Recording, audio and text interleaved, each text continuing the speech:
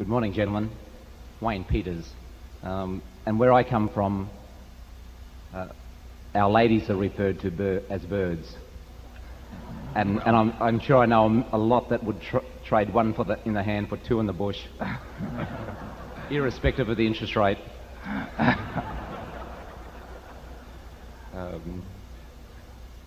I have two small questions. Firstly, with the speculation, and some would say rampant speculation in the high-tech and internet arenas, could you share your views on the potential fallout from this speculation for the general economy?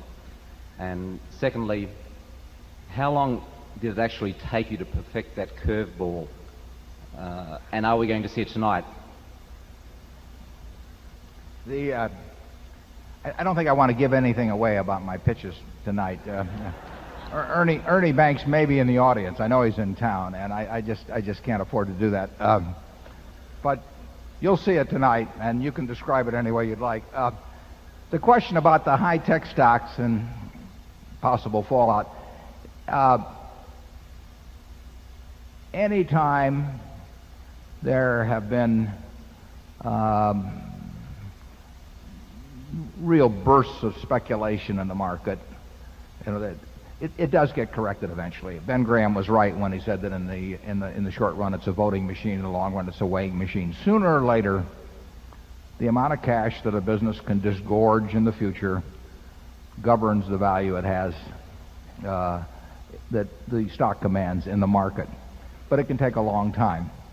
And it's a very interesting proposition. For example, if you take a company that in the end never makes any money, but the trade changes hands representing a valuation of 10 or 20 billion dollars for some time, there's no wealth created.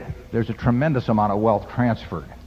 And I think you will see, when we look back on this era, you will see this as a period of enormous amounts of wealth transfer. But in the end, the only wealth creation comes about through what the business creates. There's no magic to it. If a company that's not worth anything sells for 20 billion, and 5% of it changes hands, somebody takes $1 billion from somebody else. But investors as a whole gain nothing. They all feel richer. It's a very interesting phenomenon, but they can't be richer except as a group unless the company makes them richer. And it's the same principle as a chain letter. If you're very early on a chain letter, you can make money. There's no money created by chain letters. In fact, there's the frictional cost of envelopes and postage and that sort of thing. So the net, there's some money destroyed a little bit.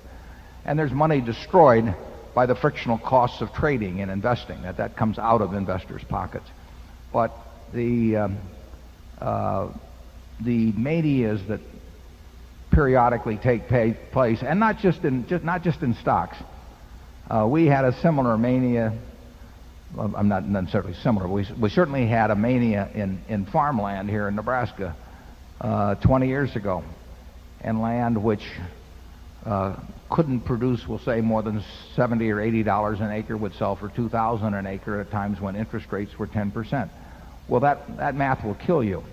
And it killed the people who bought it at those prices, and it killed a great many banks here in Nebraska who lent based on that sort of thing. But while it was going on, everybody thought it was wonderful because every farm was selling for more than the similar farm had sold for a month earlier. And it was momentum investing in farmland. And in the end, valuation does count, but it can go on a long time. And when you get a huge number of participants playing with ever increasing sums, it creates its own apparent truth for a very considerable period of time.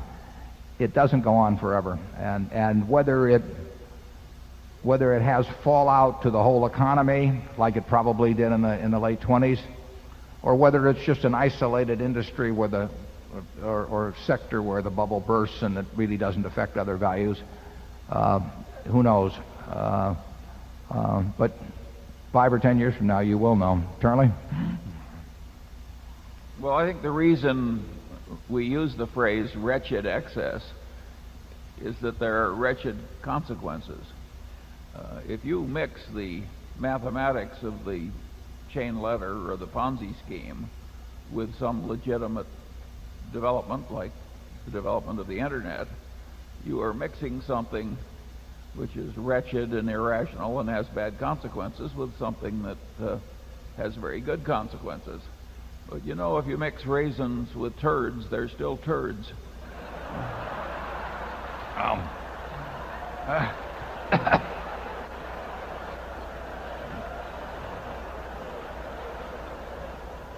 That's why they have me write the annual report.